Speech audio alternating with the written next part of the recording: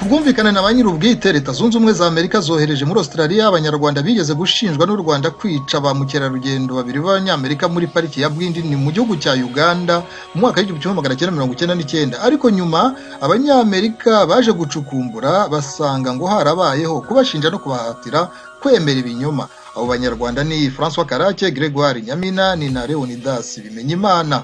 Twabajije impuguke mu mategeko iri muri Leta Zunze Ubumwe za Amerika ni Professeur Dr Charles Kambanda. Ikibazo cya mbere ni ukumenya uko Leta Zunze Ubumwe za Amerika zavumbuye ko bari abagabo bemeye ibyo batakoze. Murakoze bwana Mwidahabi kumbaza ku bibazo by'uru rubanza rw'abanyarwanda obo bizi ko bari muri Australia. Kugira ngo abatumva basobanukiwe uru rubanza n'ukuntu byarangiye kuriya.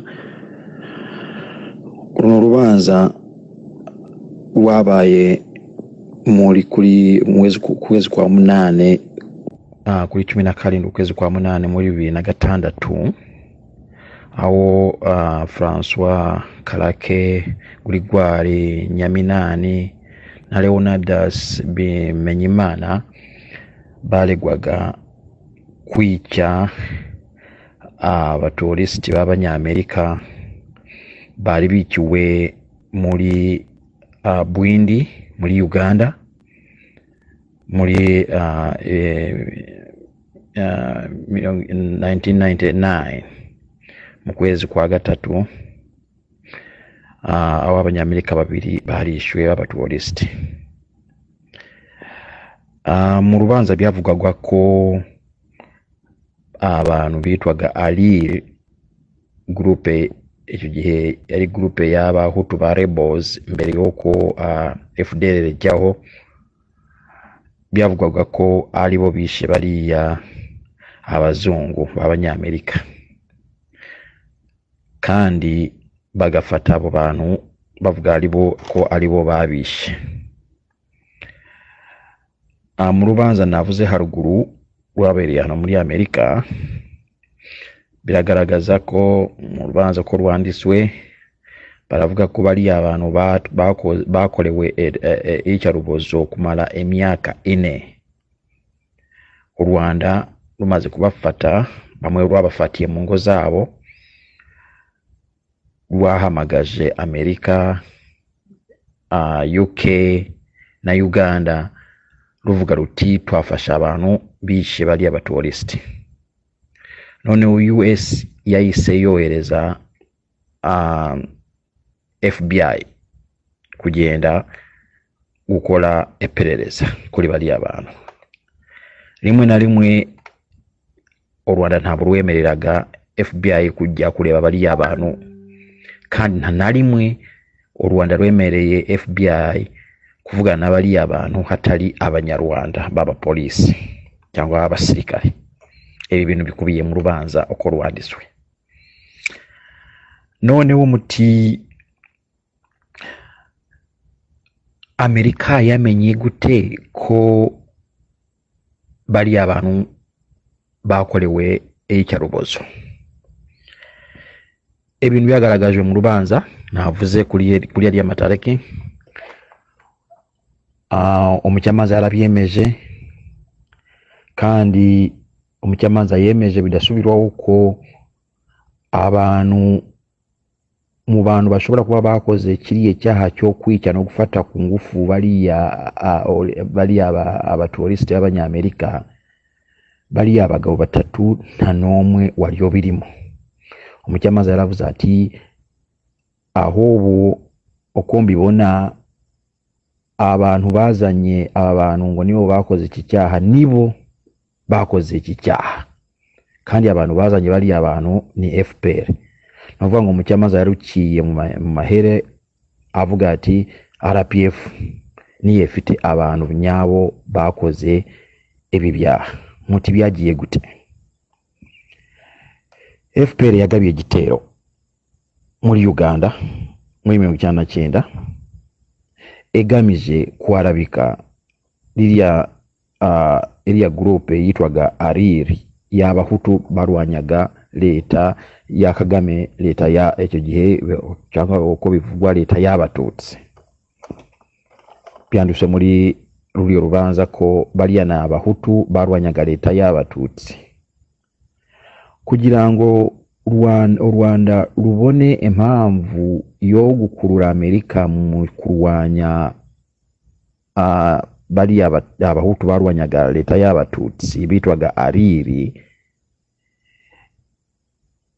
RPF yagombiye kwica bariya abanyamerika kugira ngo ebone ukuntu Amerika yinjiramo yite na bariya abantu abateroriste.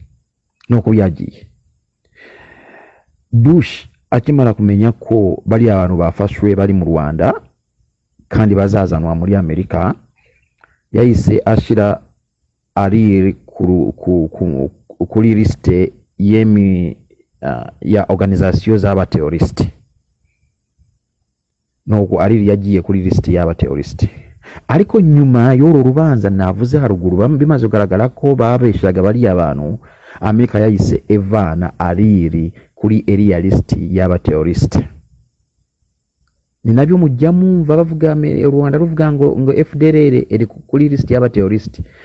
Baba babesha nta narimwe FDLR yageze jya kuri list ya Amerika ya organisation z'abateroriste. Ibyo ntabo byageze bibaho. Ecyabaye nuko FPR emaze kwica bariya abazungu, emaze kumvisha Amerika ko bariya aba ariri nibo bisha abazungu, Amerika yahise shira ariri ku rutonde rw'abateroriste. Ariko nanone aho bimaze kugaragara muri iyo rubanza, Amerika yahise vana ariri kuri liste y'abateroriste. None mu rubanza byagiye gute?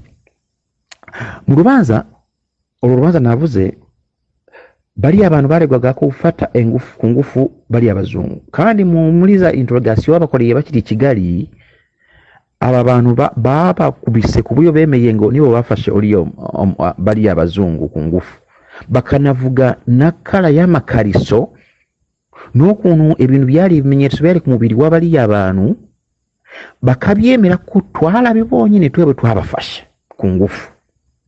Kandi ibi bintu bavuga byari biri correspondinga n'ibintu byari ku mibiri y'abari abadamu. Ariko noneho bakoze isuzuma ry'emirambo bakakora amaso yamena bakakora amaso umuntu babonye banyuma ntaho basanze mu ziriya za image z'abari abantu. Bagakora za DNA zasanzwe ku murambo ntaho zihurira n'abari abantu. None uwo mucamanza nawe yakoreye conclusion muri rubanza avuga ati kuba abantu bakubise bakababwira kwemera bakorewe icyarubozo, bakababwira kwemera ibi bintu, bakanavuga ko babonye bari abazungu bafashe ku ngufu, bakanavuga amakara y'amakariso, bakanavuga n'ibintu byari ku mubiri wabo amatatu n'ibindi byose, bivuze ko umuntu wakubise aba bantu, watoteje aba bantu, wakoreye icyarubozo aba bantu, abemeza kuvuga ko ariho bafashe bari abazungu, niwe wafashe bari abazungu ku ngufu, ni nawe wishe bari abazungu. Nuko Amerika yaje gukora conclusion ko FPR niyo yishe bariya abazungu. Abadukurikira bamenye ko uru rubanza ruri mu bintu bya mbere byatumye Kagame atakaza icyizere hano muri Amerika, cyane cyane muri circles za leta. Abantu bashobora kuvuga ngo Trump niwe ukaze cyane kuri Kagame, ariko nanone uretse ko Kagame yatanga amafaranga menshi muri Bill Clinton Foundation, yatanzemo n'amafaranga amadolari 200 miliyoni, amadolari miliyoni 200 biri kuri record. Uretse ko yatanga amafaranga menshi kuri aba bazungu, ariko leta ya hano na leta ya Obama ntabo yageze ba inshuti ya Kagame kubera uriya rubanza.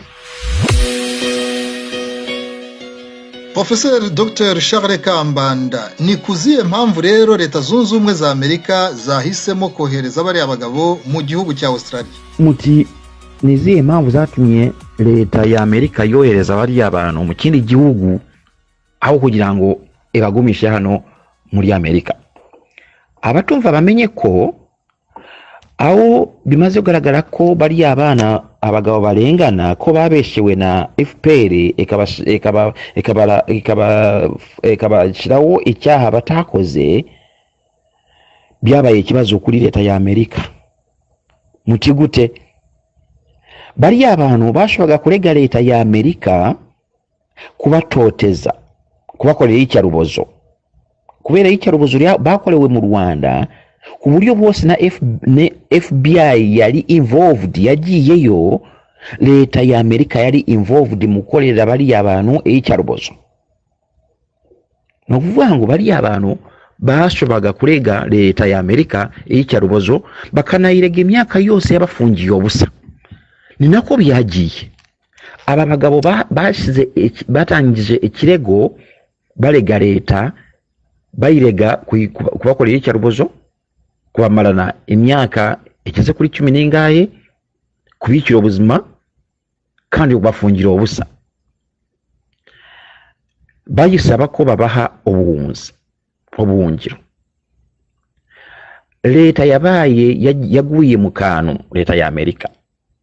Uru rubanza bayikubise ahantu, noneho leta ikaza gukora imishyikirano n'abari abagabo bati tumvikane, mwebwe muceceke, uru rubanza murukure mu rukiko, twebwe tuzabashakiraho tubashira mu kindi gihugu, apana kubasubiza mu Rwanda.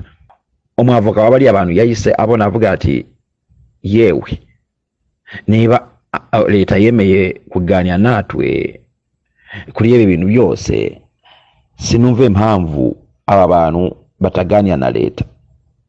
Nuko nyine bari abantu bahagamiye leta ya Amerika, kugira ngo leta ya Amerika yekize bari abantu yagomba kubashira mu kindi gihugu kugira ngo nta rimwe bazarega leta ya Amerika, kubera ko bari hanze ya Amerika sasa hivi nta bashobora gushinga ikirego barega leta ya Amerika. Kubajyana hariya ni uburyo bwa Amerika kwekiza urubanza rukomeye cyane, rushobora gutuma leta imwara cyane, kandi abanyamerika babimenye ko hari abantu kuriya. Abanyapolitiki bashobora no gutakaza amajwi kubera ibi bintu, kandi bagatanga amafaranga menshi cyane adafite ingano. Nuko bari abantu bageze mu gihugu cya gatatu, nuko byagiye. Abatumva basoma ruriyo rubanza navuze, birandiswe, ntabari amagambo yanjye. Biyemeje muri ruriyo rubanza ko RPF niyo yagabiye igitero muri Uganda, igafata ku ngufu bari abantu, ikabica, igafata bari abagabo batatu kugira ngo iharabike umuryango bari barimo, wa wundi twavuze w'abana b'abahutu barwanyaga leta y'abatutsi witwaga Ariri. Umucamanza yarabyemeje, nuko nyine bimeze. Bifite zihe ngaruka? Uru rubanza rufite ingaruka zikomeye ku buyobozi bwa FPR. Igihe Kagame azaba atakiri mu buyobozi, Amerika ezakurikirana bari abantu byanze bikunze. So abatumva bamenye ko FPR ishobora kuzakurikirwa muri Amerika. Abantu ba FPR bazahungira muri Amerika cyangwa bazafatirwa, bashobora kuzafatirwa hanze, Amerika igasaba ko bajya kuburana kiriye cyaha, kubera ko ni icyaha kibiswe mu kabati muri Amerika. Abantu ba FPR bazahungira muri Amerika cyangwa bazafatirwa, bashobora kuzafatirwa hanze, Amerika igasaba ko bajya kuburana kiriye cyaha, kubera ko ni icyaha kibiswe mu kabati kitegereje ko bari abantu ba FPR batakaza ubuyobozi. Ni ngizo imanza zitegereje FPR. Murakoze cyane. Turagushimiye kuri ibyo bisobanuro Professor Dr. Charles Kambanda twaganiriye uri muri Leta Zunze Ubumwe za Amerika.